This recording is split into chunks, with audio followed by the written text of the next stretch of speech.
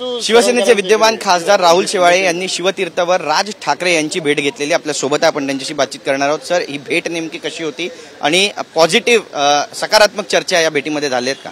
आज खूप अत्यंत चांगली भेट झाली। महाराष्ट्र नवनिर्माण सेनेचे अध्यक्ष आदरणीय राजसाहेब ठाकरे यांनी गुढीपाडव्याला महायुतीला पाठिंबा घोषित केला, त्यामुळे आम्ही सर्वांनी त्याचं स्वागत केलं आणि मी धन्यवाद मानण्याकरता, त्यांचा आभार मानण्याकरता आणि त्यांचा आशीर्वाद घेण्याकरता आज या ठिकाणी उपस्थित होतो। आज खूप सकारात्मक चर्चा झाली। त्यांनी लोकसभेच्या निवडणुकीच्या संदर्भात काही महत्त्वपूर्ण सूचनाही केल्या। त्या सूचनांची अंमलबजावणी आम्ही लोकसभेच्या निवडणुकीच्या प्रचारात करणार आहोत आणि मी स्वतःला भाग्यशाली समजतो, कारण दक्षिण मध्य लोकसभा मतदारसंघात आदरणीय राजसाहेब ठाकरे यांचं वास्तव्य या ठिकाणी शिवतीर्थ आणि 18 वर्षानंतर ते पहिल्यांदा धनुष्यबाणावर मतदान करणार आहे। मला मतदान करणार, महायुतीचा उमेदवार म्हणून मला मतदान करणार आहे, हे मी स्वतःला माझं भाग्य समजतो आणि महायुतीच्या सर्व उमेदवारांना त्यांनी पाठिंबा घोषित केला त्याबद्दल त्यांचा धन्यवाद मानतो। जवळपास 80 ते 1 लाखांच्या घरामध्ये ही मतं आहेत मनसेची दक्षिण मध्यमध्ये, या सगळ्या मतांचा तुम्हाला फायदा होईल आणि तुमचा विजय सुनिश्चित आहे असं म्हणावं? निश्चित स्वरूपात फायदा होईल, कारण दक्षिण मध्य मतदारसंघ हा शिवसेना प्रमुखांच्या विचारांचा सन्मान करणारा मतदारसंघ आहे आणि महाराष्ट्र नवनिर्माण सेना आणि शिवसेना आमच्यात हेच एकच साम्य की आम्ही दोघेही शिवसेना प्रमुखांच्या विचारांचा सन्मान करणार आहोत। त्यामुळे त्यांचा जो मतदार आहे त्या मतदारामुळे महायुतीचा उमेदवार म्हणून माझं मताधिक्य वाढणार, मला त्याचा फायदाही होणार आणि माझा लीड या ठिकाणी वाढेल, हा आता मला विश्वास आलेला आहे। ये वाला लेते हैं। Inverter AC. आप गैम्बलर हो ना? गैम्बलर? जुआ खेलते हो ना? तुम जुआ खेलते हो? अरे नहीं, ये तो कुछ भी बोले जा रहे हैं। इतनी महंगी और नाजुक एसी खरीद कर स्टेबलाइजर नहीं लोगे तो ये जुआ नहीं हुआ तो क्या हुआ? सिर्फ एक फ्लक्चुएशन आपके इन्वर्टर एसी के पार्ट्स को डैमेज कर सकता है। उसे वी गार्ड से सुरक्षित रखिए। V Guard, India's number 1 stabiliser. राजकीय प्रश्न तुम्हाला विचारायचे, ज्या पद्धतीनं विरोधक टीका करतायत, संजय राऊत यांनी तर नवनीत राणा यांचा नाची म्हणून उल्लेख केला, दर्जा घसरतोय असं म्हणावं? मला या घाणेरड्या राजकारणात पडायचं नाही, कारण आम्ही दक्षिण मध्य लोकसभा मतदारसंघाच्या निवडणुकीत ह्या सगळ्या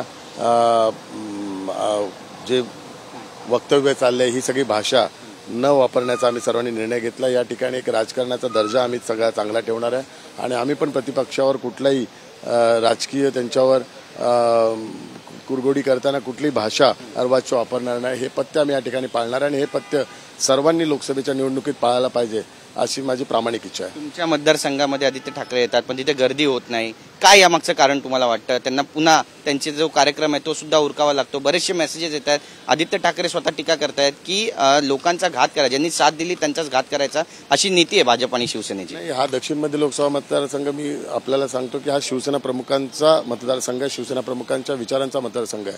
त्यामुळे इथल्या लोकांना माहिती आहे की धनुष्यबाण हे शिवसेना प्रमुखांचं चिन्ह आहे आणि ते शिवसेनेच्या दृष्टिकोनातून अत्यंत महत्त्वाचं आहे, म्हणून इथली लोक धनुष्यबाण चिन्ह माझं असल्याकारणामुळे मला चांगला प्रतिसाद देत आहेत। त्यांना प्रतिसाद का देत नाही, कारण ते राम मंदिराच्या विरोधी लोक आहेत त्यांच्यासोबत आहेत। 370 कलम जे रद्द करण्यासंदर्भात जो निर्णय झाला त्याच्या विरोधी आहेत, कारण काँग्रेसच्या अजेंड्यामध्ये त्यांनी सांगितलंय की ते सत्तेत आल्यानंतर पुन्हा ते 370 कलम आणणार आहे। राम मंदिर अस्तित्वाचं नाही आहे, प्रभू श्रीरामाचं अस्तित्वच नाही असं ज्या काँग्रेसने भूमिका मांडली त्याच्यासोबत ते आहेत। आज संपूर्ण देशविरोधी ज्या शक्ती आहेत त्यांच्यासोबत ते आहेत, सनातन धर्माच्या विरोधी आहेत, त्यामुळे लोकांना ते आवडलेलं नाहीये। इथली लोक सनातन धर्म मानणारे आहेत, इथे हिंदुत्व मानणारे, सर्व धर्म समभाव मानणारे येते आणि बाळासाहेबांचं जे हिंदुत्व म्हणजे राष्ट्रीयत्व आहे ही संकल्पना मानणारे इथले मतदार आहेत।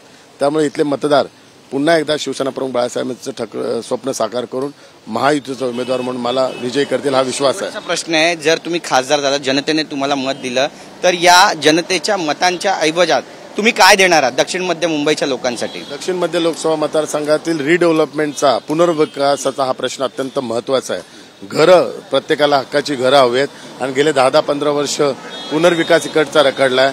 बीडीडी चाळचा प्रकल्प पूर्ण करणार, धारावी रिडेव्हलपमेंटचा प्रकल्प मी पूर्ण करणार, सायन कोरडा इथल्या पंजाबी कॉलनी असेल, चेंबूर इथला बॅरेक्स असतील जिथे निर्वासित लोक राहतात त्यांचं रिडेव्हलपमेंट पूर्ण करणार, सर्व SRAचे प्रोजेक्ट पूर्ण करणार आणि ज्या दादर, माहीम, प्रभादेवी परिसरात जेवढे पगडी सिस्टीमचे असेल, जे घरमालकामुळे अडकलेले प्रकल्प आहेत, जे मोडकळीस आलेले इमारतींचे अडकलेले प्रकल्प आहेत, त्या सर्वांना हक्काचं घर मी मिळवून देणार।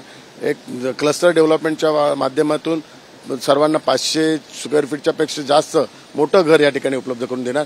त्यामुळे येणाऱ्या 5 वर्षात स्वतःच्या मालकी हक्काचं घर दक्षिण मध्य लोकसभा मतदारसंघातील जे पुनर्विकासाच्या माध्यमातून मिळणार आहे ते सर्वांचं घर पूर्ण करण्याचा माझा संकल्प आहे आणि तो कुठल्याही परिस्थितीत मी पूर्ण करून दाखवणार. धन्यवाद आमच्याशी बोलल्याबद्दल. तर आपण पाहतो या ठिकाणी संकल्प घेतलेला आहे राहुल शेवाळे यांनी की जर निवडून आलो, खासदार झालो तर पुनर्विकास करणार, लोकांना त्यांच्या हक्काची घरं मिळवून देणार.